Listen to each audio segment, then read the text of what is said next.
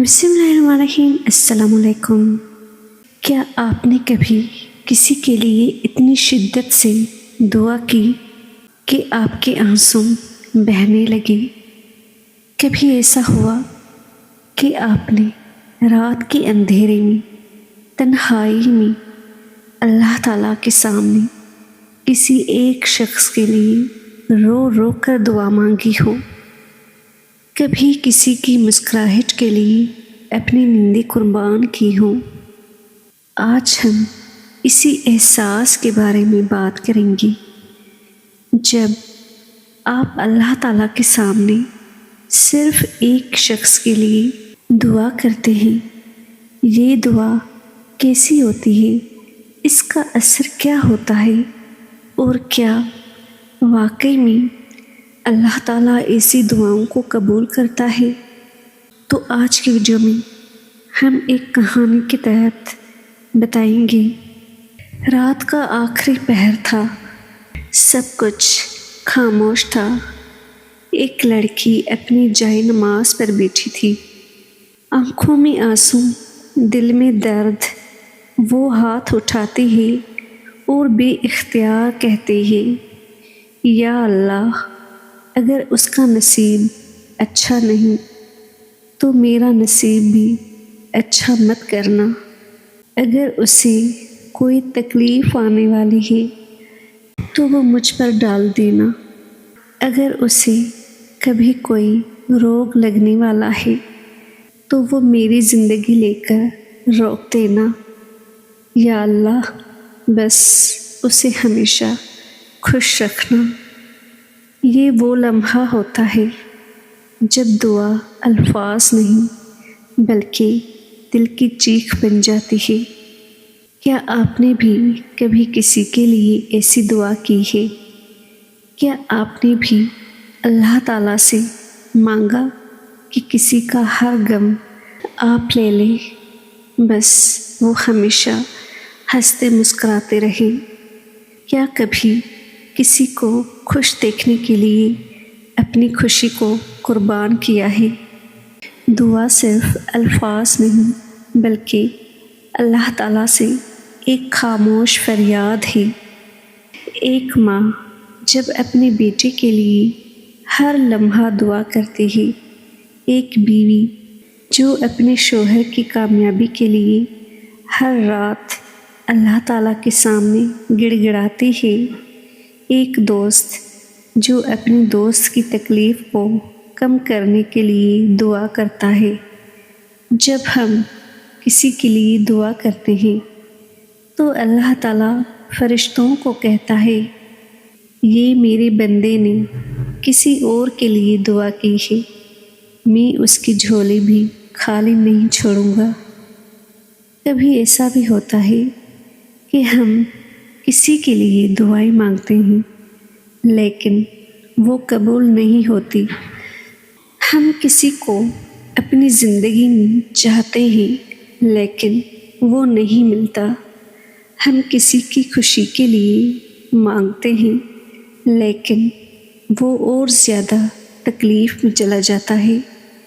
تو پھر کیا اللہ تعالیٰ ہماری نہیں سنتا؟ نہیں، ایسا بالکل بھی نہیں ہے۔ اللہ تعالیٰ ہمیشہ سنتا ہے لیکن وہ بہتر جانتا ہے کہ کیا دینا ہے اور کیا روکنا ہے۔ قرآن مجید میں اللہ تعالیٰ فرماتے ہیں، تم کسی چیز کو پسند کرتے ہو اور وہ تمہارے لیے نقصان دہ ہوتی ہے، اور تم کسی چیز کو ناپسند کرتے ہو اور وہ تمہارے لیے بہتر ہوتی ہے، اور اللہ جانتا ہے تم نہیں جانتے۔ جب دعا قبول نہیں ہوتی تو اللہ تعالیٰ کوئی بہتر چیز دے دیتا ہے، یا کوئی مصیبت ٹال دیتا ہے، یا آخرت میں اس کا بہترین بدلہ دیتا ہے۔ فرشتے بھی آپ کے لیے وہی دعا کرتے ہیں۔ جب کوئی بندہ اپنے بھائی کے لیے اس کی غیر موجودگی میں دعا کرتا ہے تو فرشتہ کہتا ہے، آمین، اور تمہارے لیے بھی یہی ہو۔ اللہ تعالیٰ دعا کو 3 طریقوں سے قبول کرتا ہے۔ پہلا، فوراً عطا کر دیتا ہے۔ دوسرا، کچھ وقت بعد بہتر چیز دے دیتا ہے۔ تیسرا، وہ مصیبت ٹال دیتا ہے جو آنے والی ہوتی ہے۔ کبھی کبھی ہم سمجھتے ہیں کہ ہماری دعائیں کوئی فرق نہیں ڈال رہی، لیکن حقیقت یہ ہے کہ سب سن رہا ہے۔ ایک شخص 20 سال سے دعا کر رہا تھا کہ اللہ تعالیٰ اسے روزگار دے، اور ایک دن ایسا دروازہ کھلا کہ وہ سوچ بھی نہیں سکتا تھا۔ ہمیشہ اللہ تعالیٰ سے اس طرح سے دعا کریں: یا اللہ، اگر میری دعاؤں میں کوئی کمی رہ گئی ہے تو تو اپنی رحمت سے پوری کر دینا۔ اگر میں نے کسی کے لیے سچی دعا کی ہے تو وہ قبول کر لینا۔ یا اللہ، جن کے لیے میں مانگتی ہوں انہیں وہ سب دے دینا جو ان کے حق میں بہتر ہے۔ اگر وہ تکلیف میں ہیں تو ان کے دل کا بوجھ ہلکا کر دینا، اور اگر میں نے کسی کے لیے بے حد مانگا ہے اور وہ میری قسمت میں نہیں تو مجھے صبر دے دینا۔ کبھی کبھی زندگی ہمیں ایسے موڑ پر لے آتی ہے جہاں پر سب راستے بند ہو جاتے ہیں، ہر دعا ادھوری لگتی ہے، ہر خواب ٹوٹا ہوا محسوس ہوتا ہے، اور ایسا لگتا ہے کہ شاید اب کچھ نہیں بچے گا۔ لیکن ایک بات یاد رکھنا، اللہ تعالیٰ سے مایوس مت ہونا۔ اللہ تعالیٰ کبھی اپنے بندے کو تنہا نہیں چھوڑتا، بس کبھی کبھی آزمائش لمبی ہو جاتی ہے، لیکن وہ آزمائش ہمیشہ کے لیے نہیں ہوتی۔ ہم سب کبھی نہ کبھی اس کیفیت سے گزرتے ہیں جہاں لگتا ہے کہ سب ختم ہو گیا ہے، لیکن کیا واقعی اللہ تعالیٰ نے ہمیں چھوڑ دیا ہوتا ہے، یا ہم خود ہی ہار مان لیتے ہیں؟ قرآن کیا کہتا ہے؟ اللہ کی رحمت سے مایوس نہ ہو، بے شک اللہ تعالیٰ سب گناہ معاف کر دیتا ہے، بے شک وہی بخشنے والا اور رحم کرنے والا ہے۔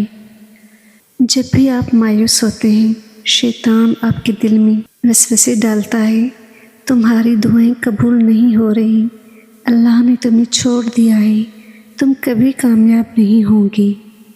لیکن اللہ تعالیٰ کیا کہتا ہے؟ اور جو اللہ پر بھروسہ کرے تو اللہ اس کے لیے کافی ہے۔ اللہ تعالیٰ اپنے بندے کے ساتھ وہی سلوک کرتا ہے جو وہ اس سے توقع رکھتا ہے۔ اگر تم اچھا گمان رکھو گے تو اچھا ہی پاؤ گے۔ تو پھر ہمیں کیا کرنا چاہیے؟ اللہ تعالیٰ سے اچھا گمان رکھنا چاہیے، چاہے حالات جیسے بھی ہوں، اور اللہ تعالیٰ سے یہ دعا کریں کہ یا اللہ، مجھے وہ دے جو میرے لیے بہتر ہے، اور جو میرے لیے بہتر نہیں مجھے اس کی چاہت سے بچا۔